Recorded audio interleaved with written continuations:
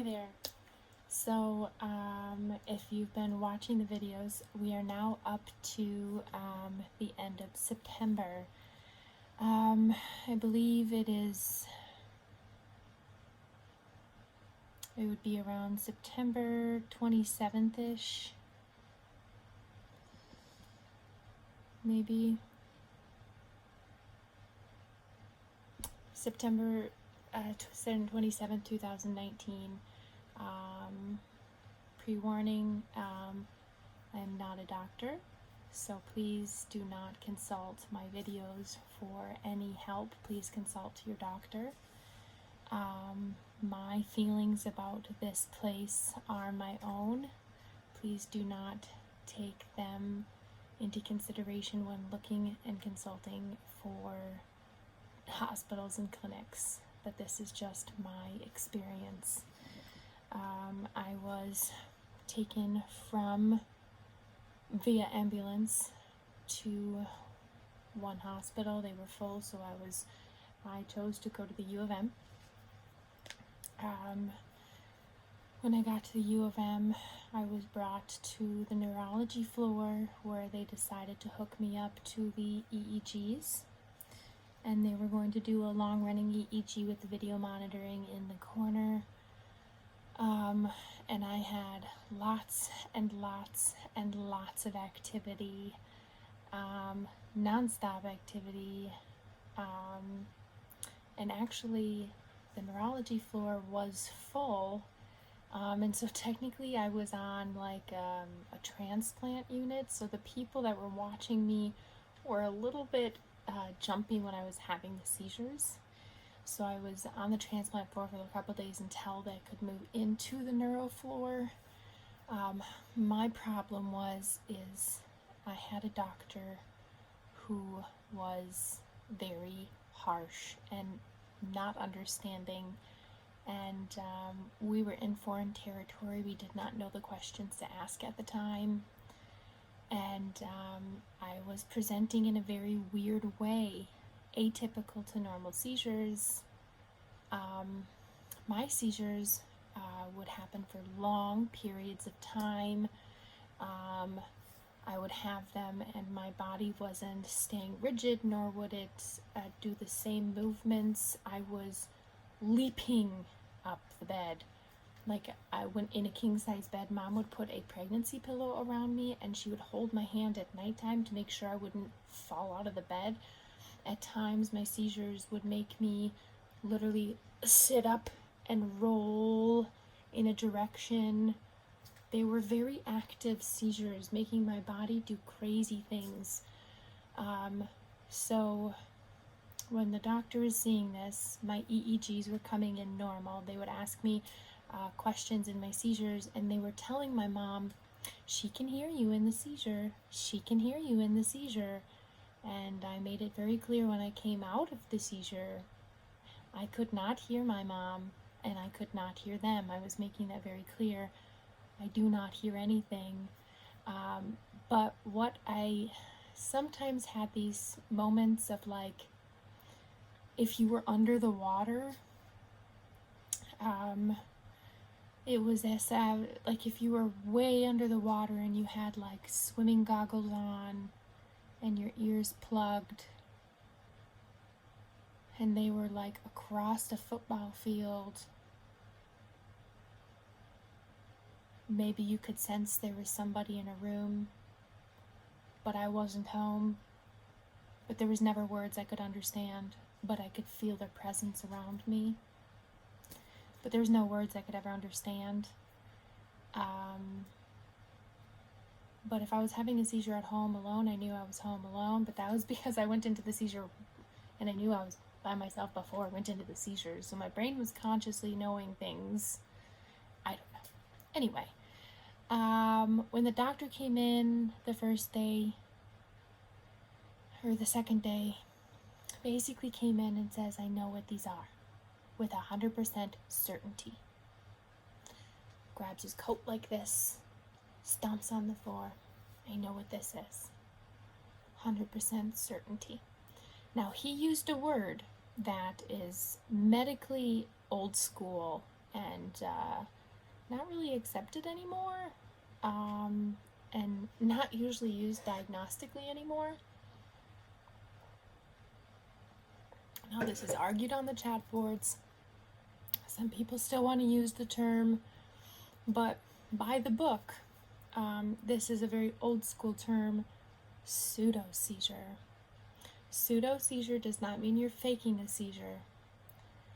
It just means, the word Latin, pseudo, does mean fake, but it does not mean you're faking the seizure. It just means non-epileptic. But then he liked to add on, it is a psychological seizure. Your seizures are psychological. We cannot help you. There is no medication that will help you.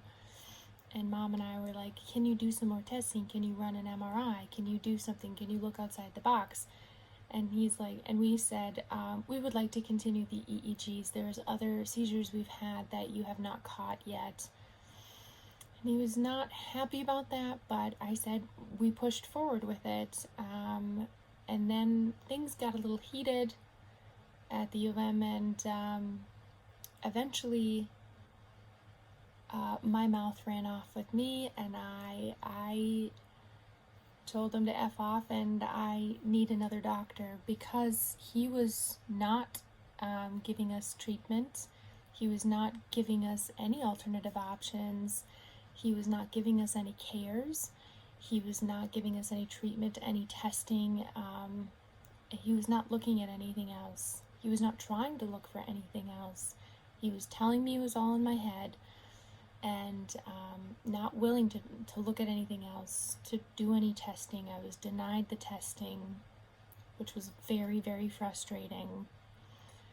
So then I had to wait till I was on a weekend, so I had to wait till the weekday doctors to come in. Sure enough, the weekday doctors come in. Humpty Dumpty and his little team came in and were like puppeting what this other doctor said. And I was discharged mid-grand mal seizure. I didn't know what year it was. I didn't know who the president was. I barely knew where I was. I couldn't write my name. And they made me discharge, because they said I was fine. That was the U of M hospital. That's how that went down. Told me I had pseudoseizures, psychological seizures. There's no medicine in the world that will help you. And they didn't do any further testing. Funny enough, this will come full circle back to this hospital of where I am now. But you'll have to keep watching to find out why.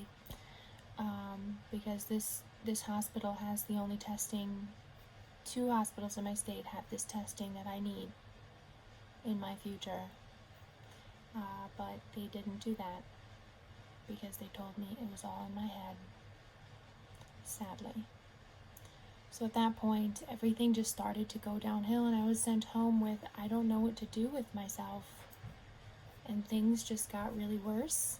So then I applied for medical assistance when I got home.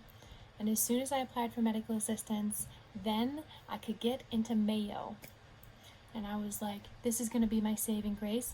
I'm going to get into Mayo. Mayo's going to be the solution to all my problems. We're gonna solve this. They're going to solve my medical mystery. While I waited that solid month for Mayo, everything went from, okay, I'm just having a lot of seizures, to I lost my speech. I lost 40 pounds. I lost the ability to walk. I'm having tremors like a Parkinson's person. I just sit all day like this. I had 800 seizures between September and November.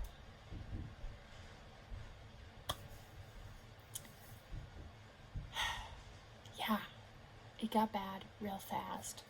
And so by the time I hit Mayo's door, it looked pretty scary. It looked pretty scary. So while I was waiting to get into Mayo, we just applied for medical assistance. I got accepted to medical assistance. And we got a call back from Mayo. We got the appointments lined up. They said, you'll get everything done, like smashed into a 2-week program. You'll get all this help. We were very excited. And then we got to Mayo, and our first day there, I get there, and all of these symptoms start getting worse. I meet the fellow at the neurology department. He says, we're gonna slide you we're gonna have you inpatient to get all these testings done. I have a seizure during the appointment. I wake up and the neurologist is there, and all of a sudden it goes from inpatient to outpatient.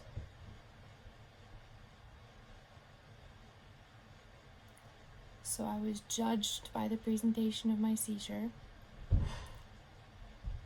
and that's when everything changed. And that's when I was diagnosed. The day I walked in to Mayo, before the diagnostics started, I was diagnosed with functional neurological disorder. Before diagnostic testing, before I was able to give my family history, before they did a neurological test on me, like squeezing the hand, stand up, move me, when you look at my portal on my phone, you see the date and stamp of my diagnosis of FND, functional neurological disorder. Also behavioral spells. Before they did the testing, it's just stamped in there. Before I did any testing, before their EKGs. They diagnosed me with these things before we even did any testing. The day I walked in, they stamped me with this super controversial, super scarlet letter thing that made it so difficult for the next 9 months of my life to get anywhere. So then I went to scheduling after this whole conversation, and this 2-week window where you're supposed to get all these appointments turned into 2 months. And then it was there was no PT and OT on there. There was all these missing appointments that I was supposed to have, but then they were taken back because I was given this psychological stamp. Things started getting really weird, but things were getting really bad really fast. And I was checking in with the fellow and trying to explain things are not okay, things are getting worse. And when you tell them, I am not safe at home, I am not safe at home, they're supposed to act upon those words. It's in written word, it was in phone calls, it was in the portal, it was in all these different things, and nobody listened to those cries. I asked my neurologist at Mayo, can I please have a rehabilitation center to go to? It's not safe at home. He didn't do anything about it. So there's a lot of issues that happened at Mayo. I'm condensing this story a lot. He told me he didn't know how to order PT and OT for me. I didn't get the full panel run. My mom had to basically bag out an autoimmune panel. So I got the basic metabolic panel, but that's it. Yet I knew there was people that came in at the same time as me through my support group who got 30 tests in 2 weeks. Yeah, my tests were spread out over 2 months. I didn't make the 2 months. Because by Thanksgiving weekend, my seizures had gotten so bad, I called down from the cities